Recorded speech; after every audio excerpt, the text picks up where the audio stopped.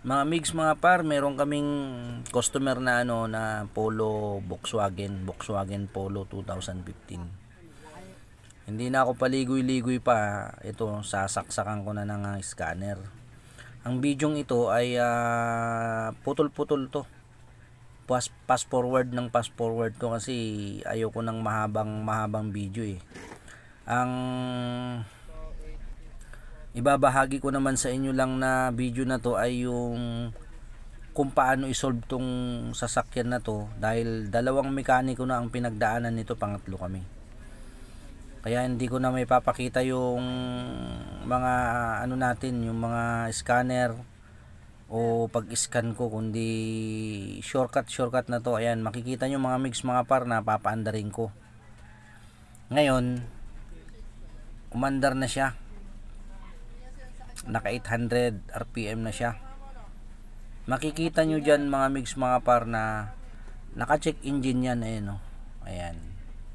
Ngayon, itong makina to, base sa may-ari, ay nagkwento sa amin na palyado to. Mapapansin nyo mamaya, pupunta ako sa wood. At yung pagkapalyado niya, parang tumatalon yung makina. Kasi nakasaksak kami sa scanner to, di ko na naipakita kasi haba ng video eh. Naka-check engine. Ang tinuturo ng scanner ay injector ang tinuturo niya.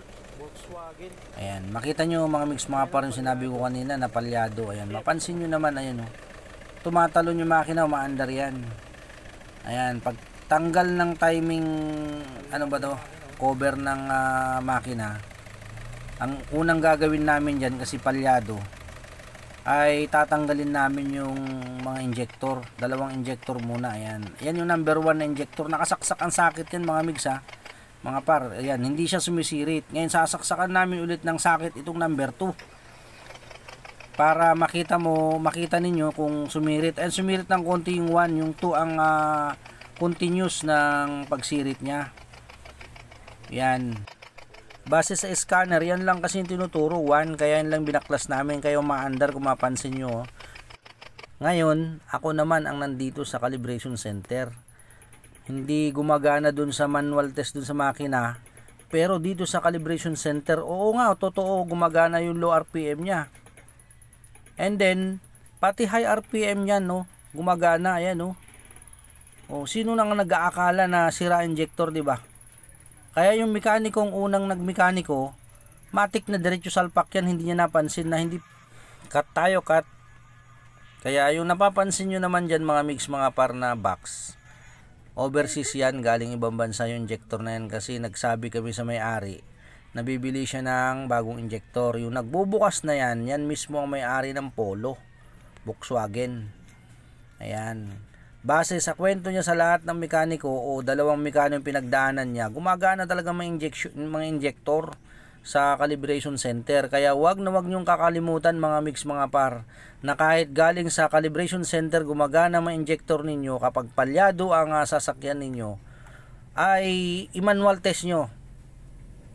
Ayan, katulad ng ginawa namin itong video na una namin video na galing dun, at ako pa mismo nagpa-check sa injectoran calibration na hindi talaga gumagana pagdating sa makina.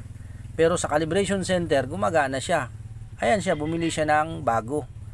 15 days ata hinantay ito, madugo yan. Kaya ayan, hindi na namin pinakita yung pagkabit namin mga mix, mga par. Ayan, papaandarin na natin.